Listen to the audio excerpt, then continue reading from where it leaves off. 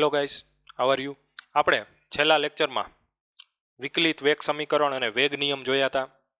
એના ઉપરથી પ્રક્રિયાનો પ્રક્રિયા ક્રમ કઈ રીતે નક્કી થાય એ જોયું હતું.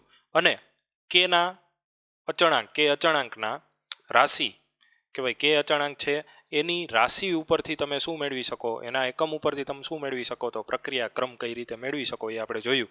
હવે આપણે પ્રક્રિયા ક્રમ માહિતી ઉપરથી કેમ ડિસાઇડ થાય એના વિશે આપણે જોઈ છે. ચાલો, તો તમને આવી કંઈક રકમ આપેલી હશે. આ શું છે? પીની સાંદ્રતા, ક્યુની સાંદ્રતા, અને આ શું આપેલો છે? વેગ આપેલો છે, પ્રક્રિયાનો વેગ આપેલો છે. તો પહેલા સમજો, આ જુદા જુદા 3 પ્રયોગ છે કે ભાઈ જ્યારે તમે પીની સાંદ્રતા 6×10⁻², ક્યુની 1×10⁻², અને રાખો છો, જ્યારે પીની સાંદ્રતા 6×10⁻² હોય, ક્યુની 1×10⁻² હોય ને વેગ ત્યારે કેટલો હોય? તો 0.0012 હોય. બીજો પ્રયોગ શું છે? તો જ્યારે સાંદ્રતા 6×10⁻² રાખી છે પીની, ક્યુની કેટલી રાખી છે? 2×10⁻² રાખી છે, ત્યારે વેગ કેટલો છે? 0.024 છે. અને એવી જ રીતે પીની સાંદ્રતા અને આ ક્યુની સાંદ્રતા એ વેગ આટલો છે. તમને આ 3 પરિણામ આપ્યા છે. તો આના ઉપરથી આપણે પ્રક્રિયા ક્રમ કેમ નક્કી કરશું? તો સાવ સિમ્પલ થિયરી છે. તો પહેલાથી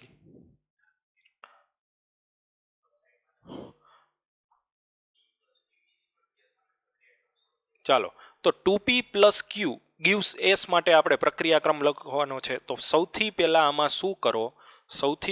શું કરો તો પ્રક્રિયાક્રમ માટેનું શું લખો? વિકલિત વેગ સમીકરણ લખો. તો આનું પ્રક્રિયાક્રમ માટેનું વિકલિત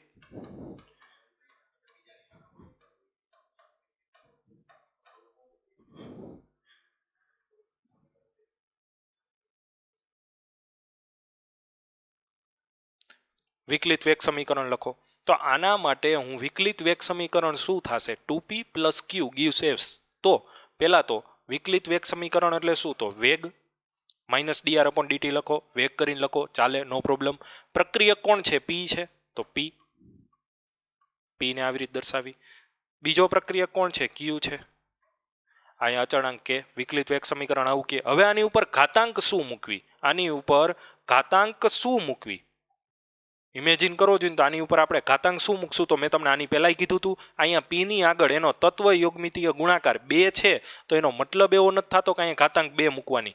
ક્યુની આગળ એનો તત્વ યોગમિતીય ગુણાકાર 1 છે, તો એનો મતલબ એવો નથી થતો ક્યુ ઉપર ઘાત 1 મૂકવાની. ઘાતાંક કઈ મૂકવાની? તો આપણે નથી ખબર. શું કામ નથી ખબર? કારણ કે ઘાતાંક તો જ તમને ખબર પડે જો તમને આપેલી હોય. એ તો આપણે શોધવાની છે, ને એ જ તમારો પ્રક્રિયાક્રમ છે. આપણે પીની સાપેક્ષે પ્રક્રિયાક્રમ શોધશું અને ક્યુની સાપેક્ષે પ્રક્રિયાક્રમ શોધશું, જે આપણે ખબર નથી. તો અહીંયા ઘાતાંક તરીકે શું લઈ લેવાનું? તો x અને y લઈ લેવાનું. xy લઈ શકો, ab લઈ શકો, જે મજા આવે, બરોબર. હવે આપણે આ વેગ સમીકરણ મુજબ હું આ 3 પરિણામ લખું છું. આ વેગ સમીકરણ મુજબ આ 3 પરિણામ લખું છું. તો પહેલા પરિણામ ઉપરથી વ્યવસ્થિત સમજો. પહેલા પરિણામ, વેગ કેટલો છે પહેલા પરિણામમાં? 0.0012 = k. પરિણામ 1 માં પીની સાંદ્રતા કેટલી છે? જોવો જોઈએ, 6×10⁻². તમારું પહેલું સ્ટેપ આ રહીએ. ઘાત કેટલી? તો એ નથી ખબર, તો x રાખો. ક્યુની સાંદ્રતા કેટલી? તો 1×10⁻². એની કેટલી ઘાત? y. આ તમારું સમીકરણ 1. ખાસ યાદ રાખજો, આવા તમારે જેટલા આપ્યા હોય ને એટલા સમીકરણ બનાવી નાખવાના. પેલું આવડી ગયું તો બીજું આવડે, તો જાતે બધા જે જાતે કરતા હોય જાતે ટ્રાય કરવો જોઈએ. તો અહીંયા હવે બીજા માટે શું થશે? વેગ. તો વેગની જગ્યાએ વેગ કેટલો છે બીજામાં? તો ચોખ્ખું દેખાય છે વેગ કે. એકવાર લખાઈ ગયું પછી આ જ ફોલો કરવાનું. આ કે. પીની સાંદ્રતા બીજા પ્રયોગમાં પીની સાંદ્રતા કેટલી? અહીંથી પરિણામમાંથી આપણે આ ડેટા આપ્યો છે એનો ઉપયોગ કરવાનો. x નું x જ રહી, કોઈ દીનો બદલે. ક્યુની સાંદ્રતા કેટલી? આ તમારું પરિણામ 2. એવી જ રીતે પરિણામ 3 લખી નાખો.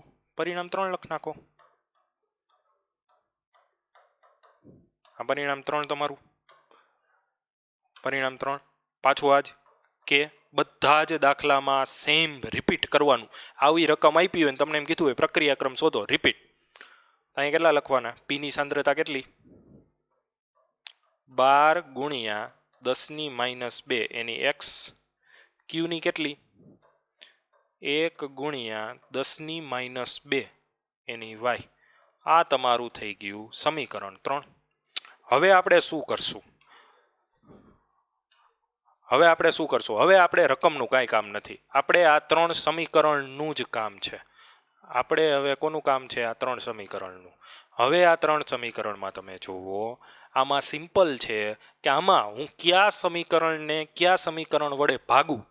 2 સમીકરણ લેવાના, એમાં એકને બીજા વડે ભાગવાનું છે કે જેમાંથી કા એક્સ વાળું પદ ઉડતું હોય કા વાય વાળું ઉડતું હોય. તો આમાં જોવો જોઈએ, તમે સમીકરણ 1ને 2 વડે ભાગો તો આખું પદ સરખા છે, ઉડી જાય. સિમ્પલ તમારે ક્રિયા કરવાની છે. તો સમીકરણ 1ને 2 વડે શું કરતા? ભાગતા એટલે શું થશે? 0.012 છેદમાં. અને એકવાર લખી દઉં છું, પછી દર વખતે આ લખી નહીં દઉં, સીધો આનો આન્સર જ લખીશ. તો આવી રીતે થશે. 2ને ભાગો છો તો આવી રીતે થાય. અહીંથી કે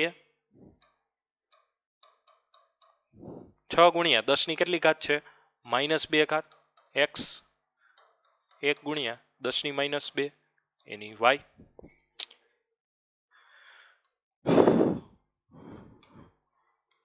છેદમાં સમીકરણ 2 શું છે? તો કે 6 ગુણ્યા 10⁻², એની એક્સ, અને 2 ગુણ્યા 10⁻², એની વાય. તો તમારે શું કરવાનું? તો આમાં જે ઉડતું હોય ઉડાડી દો, જે ઉડતું હોય એ ઉડાડી દો.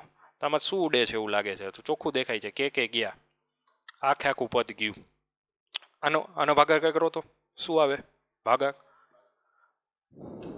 તો આની સિમ્પલ વસ્તુ છે, આનો ભાગાકાર કરો. તો કેટલો આવે? 1/2 ગીવ્સ. આ બધું ઉડી ગયું. અહીંયા આ બેનો ભાગાકાર, એની આખાની કેટલી ઘાત આવશે? વાય ઘાત. આમાં આ બેનો ભાગાકાર અને આખાની વાય ઘાત. આ બેનો ભાગાકાર કરવો જોઈએ તો 10⁻², 10⁻², સીધા ગયા. તો સીધું શું આવ્યું? 1/2 આખાની કેટલી ઘાત? વાય ઘાત. હવે આ બેની સરખામણી કરો તો વાય બરાબર કેટલા થાય? તો આના ઉપર કેટલી ઘાત હોય? કાંઈ ન હોય કેટલી હોય? 1. તો વાય બરાબર કેટલા થયા?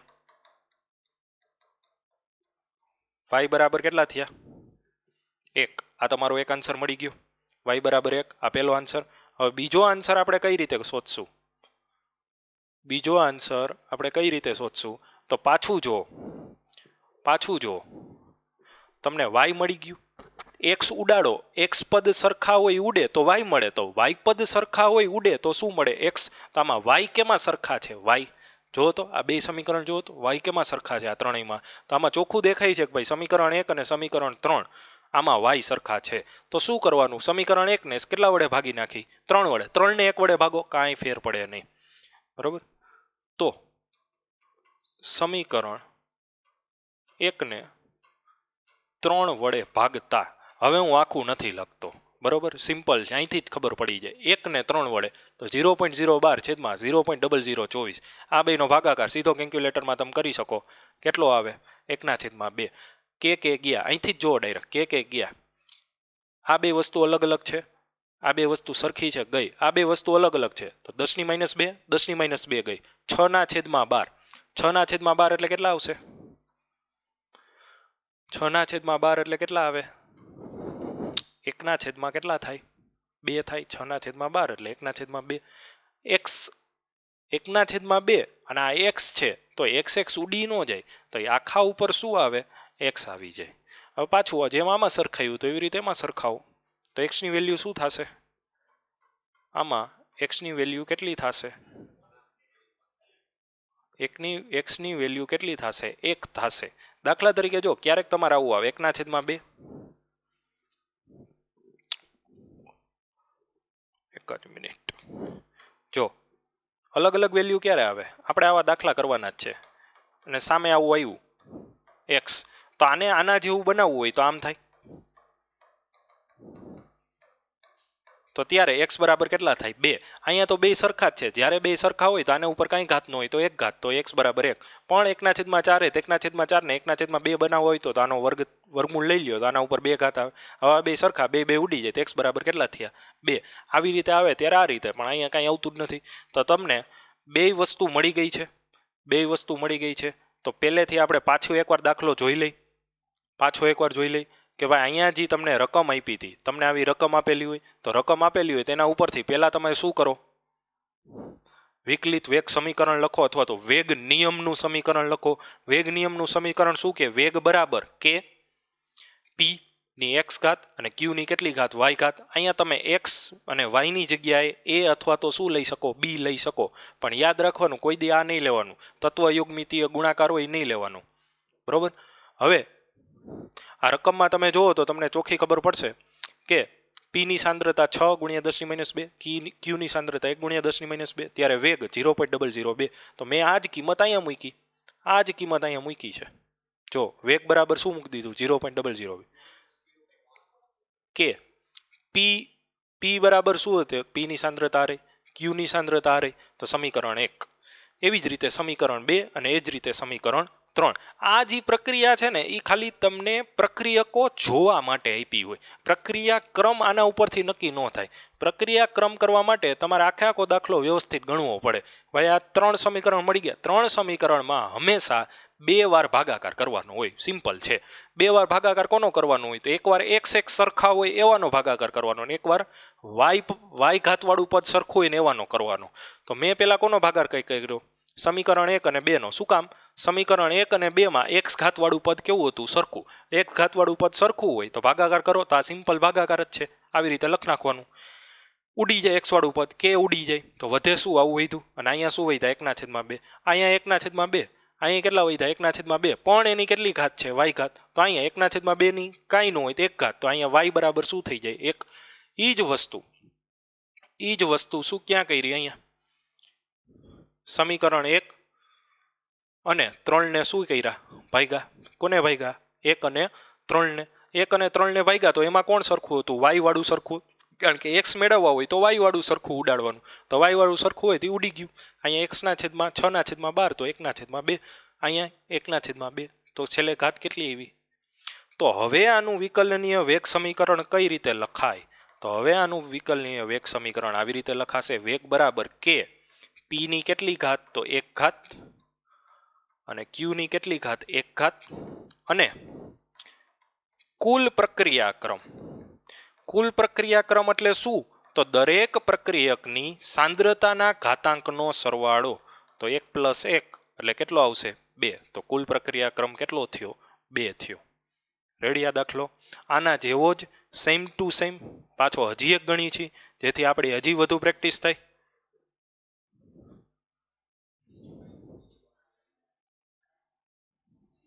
ઓકે ચાલો,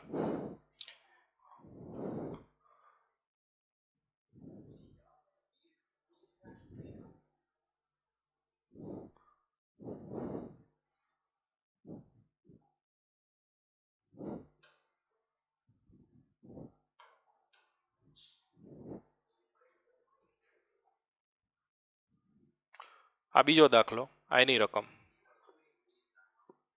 આ સિમ્પલ દાખલો છે, જોવો જ આમાં તમને આ પ્રક્રિયા આપી છે, આમાં આપણે શું શોધશું, તો આમાં આપણે પાછું શું શોધવાનો છે, પ્રક્રિયા ક્રમ।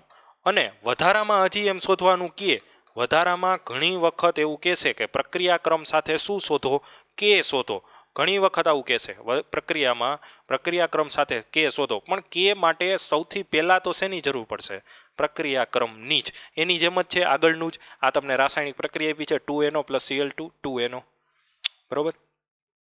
હવે આ પ્રક્રિયામાં આપણે નિપજ તરફ જોવાનું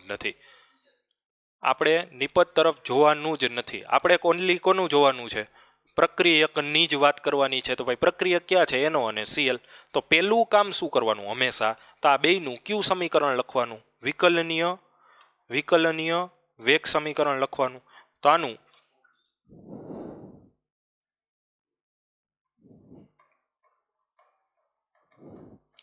વિકલિત અથવા તો વિકલનીય વેગ સમીકરણ. તાનું વિકલનીય વેગ સમીકરણ શું થાય? તો વેગ અચળાંક કે બે પ્રક્રિયકના ઘાતાંકના એની સાંદ્રતાના ઘાતાંકના કેવા પ્રમાણમાં? સમપ્રમાણમાં. સાંદ્રતાનો ઘાતાંક એ જ એનો શું હોય છે? પ્રક્રિયાક્રમ હશે, જે આપણે નથી ખબર એ જ શોધવાનો છે. તો અહીંયા ધારી લઈ. મેં અહીંયા કયો ધાર્યો છે? સ્મોલ એ અને સ્મોલ બી.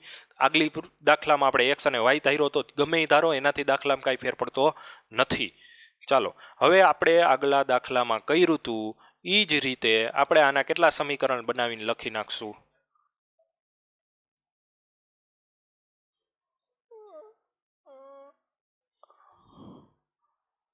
આપણે આના કેટલા સમીકરણ બને? તો ટોટલ સીધે સીધા કેટલા સમીકરણ બને? 3 સમીકરણ બનશે. પહેલું સમીકરણ આ મુજબ બનાવવો જોઈએ. પહેલું સમીકરણ તો વેગ આપેલો જ છે. વેગ કેટલો છે? 3 પોઈન્ટ વેગ કેટલો છે? તો 3.50 ગુણ્યા 10⁻⁴ બરાબર કે NO ની સાંદ્રતા. અહીંયા NO ની સાંદ્રતા કેટલી છે? તો 0.01. એની કેટલી ઘાત? તો આપણે નથી ખબર. તો એ ઘાત Cl2 ની સાંદ્રતા. તો Cl2 ની સાંદ્રતા કેટલી છે? 0.02. એની ઘાત કેટલી? બી. આ તમારું શું થઈ ગયું? સમીકરણ 1. જો અહીંયા ભૂલ ન થવી જોઈએ. સમીકરણ 1, 2, 3 સિમ્પલ છે, રકમમાંથી જ બનાવવાના, સાવ સહેલું છે. બરોબર. અહીંયા 1.40 ગુણ્યા 10⁻⁴. અહીંયા પાછું કે NO ની સાંદ્રતા પાછી કેટલી? 0.02. એની એક ઘાત. Cl2 ની સાંદ્રતા કેટલી? 0.0. એની બે ઘાત. થઈ ગયું સિમ્પલ. ત્રીજું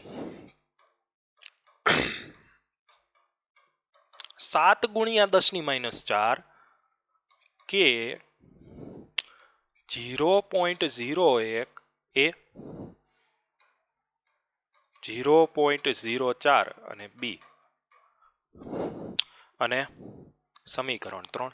હવે પાછું વિચારો, એ અને બી ની વેલ્યુ શોધવી છે. તો પહેલા શું કરવાનું કે એ સરખા હોય ને, એ સરખા, એ ઘાતાંકવાળા પદ સરખા હોય એવા ઉડતા હોય એવા સમીકરણ જોવાના. તો આમાં એ ઘાતાંકવાળું પદ કેમાં છે સરખું?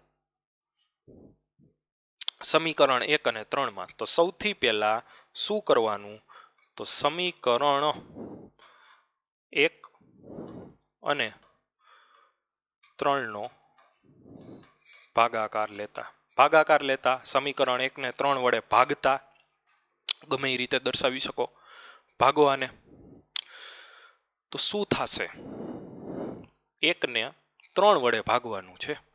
તો અહીંયા કેટલા વધે? 1/2 વધે. કોઈને કંઈ ડાઉટ હોય તો કહેજો. અહીંયા કેટલા વધે? 1/2 વધે. ઓબ્વિયસ વસ્તુ છે, 1/2 વધે. 1 ને 3 વડે ભાગો એટલે.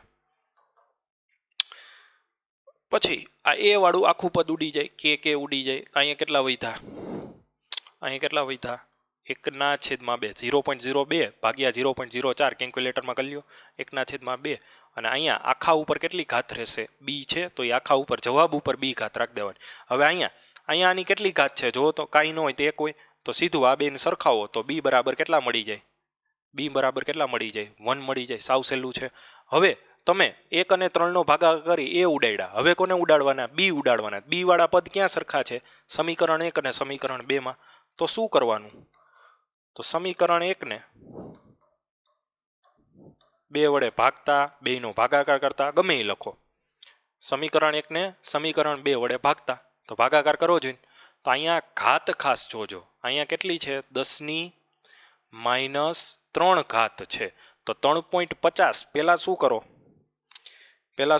3.50 સમીકરણ 1 ને 2 વડે ભાગી છે, ભાગ્યા કેટલા?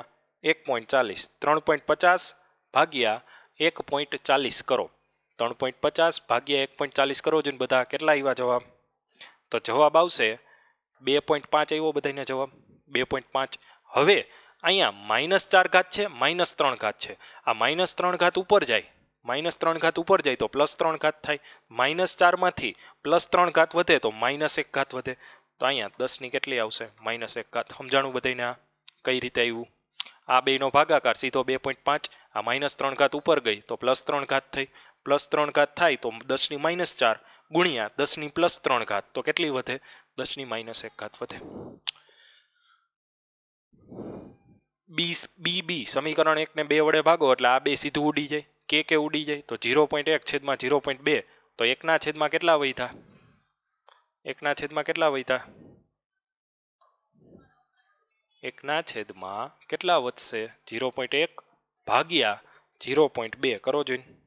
0.01 ભાગ્યા 0.02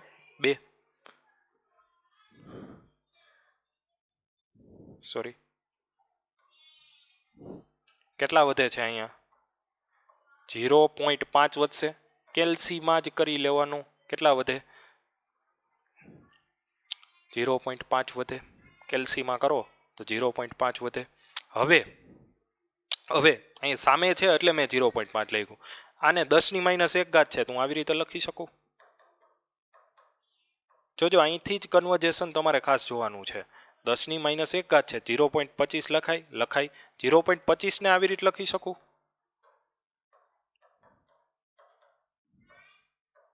જો આ જ સાચું છે, આવું કરતા આવડે એ જ સાચું. દર વખતે ભેગું નહીં થાય એમ ડાયરેક્ટ નહીં આવી જાય જેવી રીતે આમાં થયું. ક્યારેક આવું થશે તો આપણે આવડવું જોઈએ. તો અહીંયા એ ને એ સાથે સરખાવો તો એ બરાબર કેટલા થયા? એ બરાબર કેટલા થયા? 2 થશે. ખાસ ધ્યાન રાખજો. અહીંયા એ બરાબર 2 થયા. તો આખું સમીકરણ હવે કઈ રીતે લખાશે? તો વેગ બરાબર એનો અહીંયા જ લઈ લઉં, આ જ લખી નાખું અહીંયા જ. અહીંયા હવે કઈ રીતે લખાશે? તો વેગ બરાબર કે એનો ની કેટલી ઘાત આવશે? 2 ઘાત. Cl2 ની કેટલી ઘાત આવશે? તો બી ની વેલ્યુ કેટલી હતી? 1. અને આમાં કુલ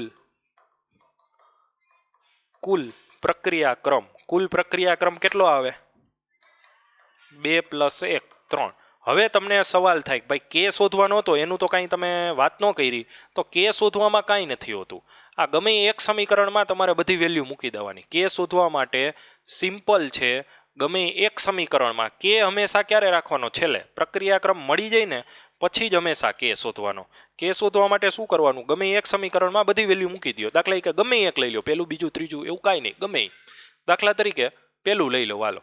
તો 3.50 ગુણ્યા 10⁻⁴ કે એની વેલ્યુ હવે આપને ખબર છે. કેટલી છે? 2. બી ની વેલ્યુ હવે આપને ખબર છે 1. તો પેલા 10⁻⁴ કે હવે 0.01 ગુણ્યા 0.01 કરો તો શું આવે છે? તો 0.0001 ઇન્ટુ 0.02. કે ની વેલ્યુ શોધવી છે. કે ને સૂત્રનો કરતા બનાવો તો 3.50 ગુણ્યા 10⁻⁴ 0.0001 ગુણ્યા 0.02. આનો કેલ્સીમાં ભાગાકાર કરી નાખો. જી જવાબ આવે એ તમને કે ની વેલ્યુ. કદાચ ભાગાકાર કદાચ નથી કરવો, હાલો તો કાંઈ વાંધો નહીં. આને માઇનસમાં ફેરવી નાખો. આ 10 ની કેટલી થાય? -4. આ શું થાય? 2 ગુણ્યા 10 ની કેટલી થશે? -2. આ -4 ગયા. 3.50 ભાગ્યા 2 અને 10 ની 2 ઘાત શું થાય? ઉપર જાય તો 10 ની કેવી થાય? +2 ઘાત થઈ જાય. તમને સીધો જવાબ આવી જાય. હવે તમને એમ થાય કે અહીંયા કિંમત શું મૂકવી? કેનો એકમ શું મૂકવો? તો કેનો એકમ મૂકવામાં ખાસ યાદ રાખવાનું. આપણે પ્રક્રિયા કયા ક્રમની પ્રક્રિયા છે? તો ચોખ્ખી ખબર પડે આ તૃતીય ક્રમની પ્રક્રિયા છે. તો તૃતીય ક્રમ માટે કેનો એકમ જે થતો હોય એ જ મૂકવાનો. તૃતીય ક્રમ માટે કેનો એકમ શું થાય? યાદ કરો તો મોલ કેવો આવશે? -2. મોલ -2, લીટર +2 અને સેકન્ડ -1 બરોબર. તૃતીય ક્રમની છે એટલે એકમ એના મુજબ જ જે તૃતીય ક્રમનો. હવે તમે આગળ મેં તમને એકમો કરાવ્યા તો એકમ ઉપરથી આપણે યાદ હોવું જોઈએ. મોલની કેટલી ઘાત? -2 ઘાત. લીટરની કેટલી ઘાત? તો +2 ઘાત. સેકન્ડની કેટલી? તો -1 ઘાત. આ મને કેમ યાદ છે? તો આ તૃતીય ક્રમની છે. તો તૃતીય ક્રમમાં મેં તમને કરાવ્યું હતું. આ મોલ અને લીટરમાં એક કેવી? ઓછી. બરોબર. ચાલો, આ આખો સિમ્પલ દાખલો હતો. આપણે આખો કર્યો. હજી એકવાર પાછું જોઈ લઈ. આ તમને રકમ આપેલી હતી જેમાં જેમાં તમને સાંદ્રતા આપેલી હોય, પેલી સાંદ્રતા દરેક ત્રણ પ્રયોગ આપેલા હોય. રકમમાં હંમેશામાં તમને કેટલા પ્રયોગ આપ્યા હોય? 3, ઘણી વખત 4 આપ્યા હોય, એનાથી કાંઈ ફેર ન પડે. 3 પ્રયોગ આપ્યા હતા. 3 પ્રયોગ ઉપરથી પહેલું કામ શું કરવાનું? આ રાસાયણિક સમીકરણ છે એના ઉપરથી વિકલિત વેગ સમીકરણ લખ નાખવાનું. વિકલિત વેગ સમીકરણમાં કાંઈ નહીં, વેગ કે અને અહીંયા જેટલા પ્રક્રિયક હોય ને એટલા પ્રક્રિયકની સાંદ્રતા અને એના ઉપર એનો સાંદ્રતા ઘાતાંક એ બી એક્સ વાય કે તમે જે રાખો એમાં કાંઈ ફેર ન પડે. પછી શું કરવાનું? તો હંમેશા કેટલા સમીકરણ? તો જેટલા પ્રયોગો આપ્યા હોય એટલા સમીકરણ બને. અહીંયા મને 3 પ્રયોગની માહિતી આપી હતી, તો અહીં કેટલા સમીકરણ બન્યા? 3. 3 સમીકરણ શેના ઉપરથી બન્યા છે? આ સૂત્ર ઉપરથી જ બન્યા. આમાં ખાલી કિંમત મૂકી, વેગ તો અહીંથી વેગ, કે એનોની સાંદ્રતા 0.0, Cl2 ની સાંદ્રતા તો 0.02, તો એના ઉપરથી 3 સમીકરણ બન્યા. 3 સમીકરણ મળી જાય પછી શું કરવાનું? એવા 2 સમીકરણ ગોતવાના જેમાં એ સરખા હોય, એ બેનો ભાગાકાર, અને એના ઉપરથી તમને શેની કિંમત મળે? બી. પછી એવા 2 સમીકરણ ગોતવાના જેમાં બી સરખા હોય, એ બેનો ભાગાકાર, એના ઉપરથી તમને શેની વેલ્યુ મળી જાય? એની વેલ્યુ. એ અને બીની બેની વેલ્યુ મળી જાય પછી શું કરવાનું? કે પ્રક્રિયામાં લખી નાખવાનું, એ અને બીની જગ્યાએ મૂકી દેવાની. આ તમારું એક સમીકરણ થઈ ગયું અને કુલ પ્રક્રિયા ક્રમ લખી નાખવાનો. આમાં એક એક્સ્ટ્રા સ્ટેપ તરીકે આપણે શું વાત કરી હતી? આમાં એક્સ્ટ્રા સ્ટેપ તરીકે આપણે શેની કિંમત જોતી હતી? કેની કિંમત જોતી હતી. તો કેની કિંમત એક્સ્ટ્રા સ્ટેપ તરીકે જ્યારે પૂછી હોય ત્યારે એ સ્ટેપ હંમેશા છેલ્લે જ કરવાનું. એમાં શું કરવાનું? તો આજે તમને 1, 2, 3 સમીકરણ છે, તો 3માંથી કોઈ એક સમીકરણમાં બધી કિંમતો મૂકી દેવાની. આ તો હતી જ, કે હતી જ, 0.01 કોની નહોતી? તો એ અને બીની મૂકી દીધી. અને એમાંથી સૂત્રનો કરતા કોને બનાવવાનો? કેને. અને કેની શું ગોતી લેવાની? કિંમત ગોતી લેવાની. સાવ સહેલી છે કેની કિંમત ગોતવી. બરોબર. હજી આપણે 2 દાખલા આ રીતના બાકી છે, જે આપણે નેક્સ્ટ લેક્ચરમાં કરશું. બરોબર.